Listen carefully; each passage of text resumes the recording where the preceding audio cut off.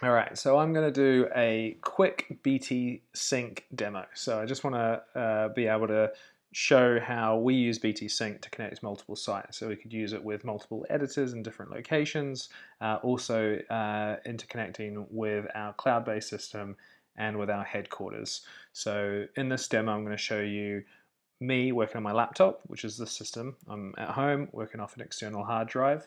Then I'm also going to show you a cloud-based system, and I'm also going to show you a system which is set up over at our headquarters, so hardware in the office. So first up, I'm going to just really quickly set up some basic structural stuff here. So on my offline space, I'm going to pop a Avid projects. So if I open BTSync and then add a folder, or in this case a drive, so offline, and I'm going to add that drive just from the root level. Let's make it read, write, and not require pairs to be approved, just to make this all a little bit quicker and easier. I'm going to copy that link, and that is all set up ready to go. So now you can see that I have no pairs there. If I jump over to my cloud-based system, so this is FLiP, which is a system that we've developed at the finish line to allow us to run multiple Avid systems very, very easily. And if I jump into BTSync here and just go enter a key, and I'll paste that. Next, and then I'm going to point this to the root level of one of my shared storage drives. So in this case, I'm going to connect it to this offline partition. And I don't want it to actually create a folder. So by default, it'll always try and create a folder on the drive that you point it to, named the same as the shared file. I don't want to do that. I want it to go straight to the root level of the folder. So I'm going to do that, and I'm going to connect, and I'm going to go OK. So that is all fine. Then I'm going to jump over to my system that is on the at my headquarters. So this is at the office. So if I jump onto this system here and open BTSync, now this one is actually linked to my other system. So on AWS, that system and this one both share the same user credentials. So any folders I add will automatically be shown. So this makes things even a little bit easier, where I can just connect that, point it to the folder that I want it to go to, which in this case is FLiP. So if I pop it in there, and again, I just need to get rid of the folder that it's trying to create for me. So connect to that. So that will now be going straight to the root of my drive. So if I open TFL FLiP, you can see it's already synchronized and my projects will be coming across.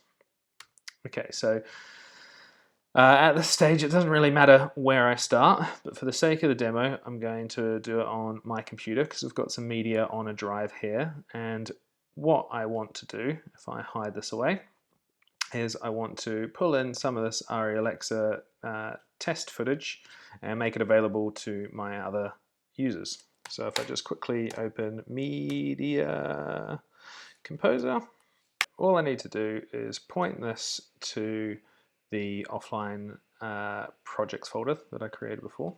So let's pop that on there, and I'm going to do a new project, 24p for this media, and call it BTSync demo. So if I launch that, and then in here I will just link to media. We go our Alexa test. Let's just grab that stuff. Cool, and that is all there and working as you might expect.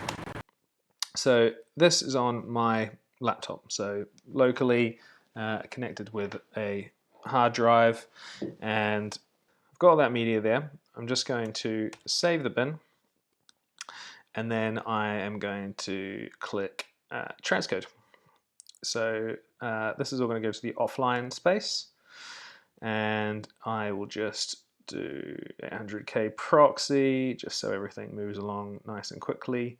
And let's keep the color encoding. Let's go with it. So that's going to just sit there and transcode away now. So while that is going, I'm going to quickly jump onto the system here. Again, I can put sync away and open Media Composer.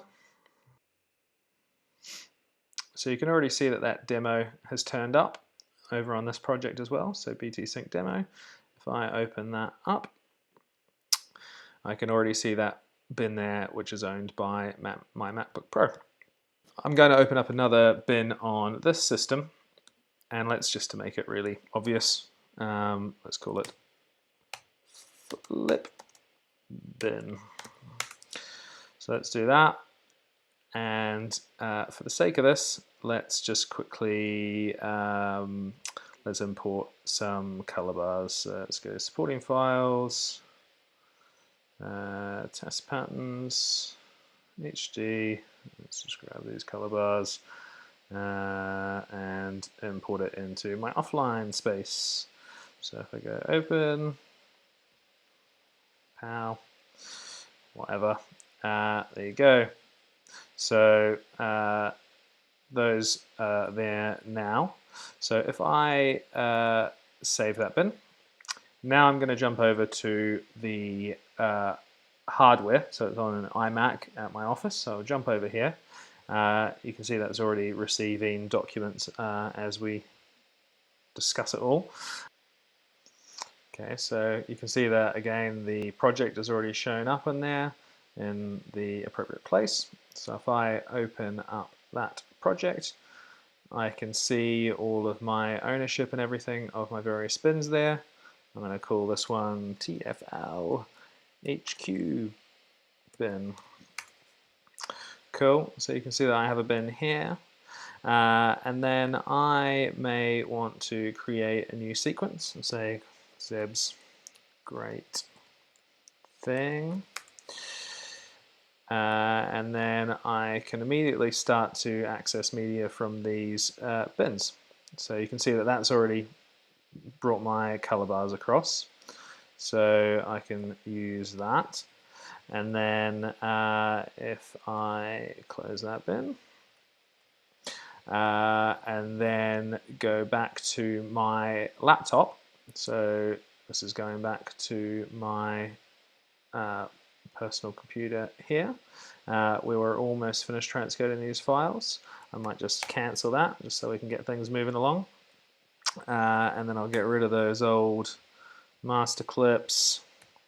So I save that down now, and then come across to my demo here. If I open that folder, you can see that I have access to those files that have already synchronized across. Now you can see that the version of the bin that I have opened there was not enough time between me closing the other bin and opening the bin, but you can see that I've got access to the media, and then because the locks are still active, it's not affected me. So if I actually was to close this bin now and open it again, you can see that now the bin is synchronized. So because of the way that the locks work, it prevents me from screwing up any of the bins regardless. So even if I did open a bin that was still in use, it's not going to cause any trouble. And then, but yeah, all those sequences are as you would expect. And then I may want to go across to my iMac here, where I have the color bars and the sequence going on. And if I grab some of those shots, I can then start chopping those into my sequence. So this is on the iMac at my headquarters, and I'm just going to quickly chop in a couple of chunks there. And let's quickly play those back. Cool. If I was to then save my sequence, I should be able to then go over to my project on AWS. So this is my FLiP system. This is completely based in the cloud. The server is based in the cloud. Everything's in there. I did a demo of this a little while ago, and it was called Central at the time. We've since changed the name. If I grab that, you can see that my edits all happened as you may expect. and everything is working as you would like it to. And then that's it really. So I can quit out of there. This is back on my laptop at home now. I'm able to open up the great thing and again look through it all, and everything is working as you might expect it to. There you go. Hopefully that shows you how this all works in a relatively basic fashion. Hit us up at the finish line should you want to know more information. Cheers.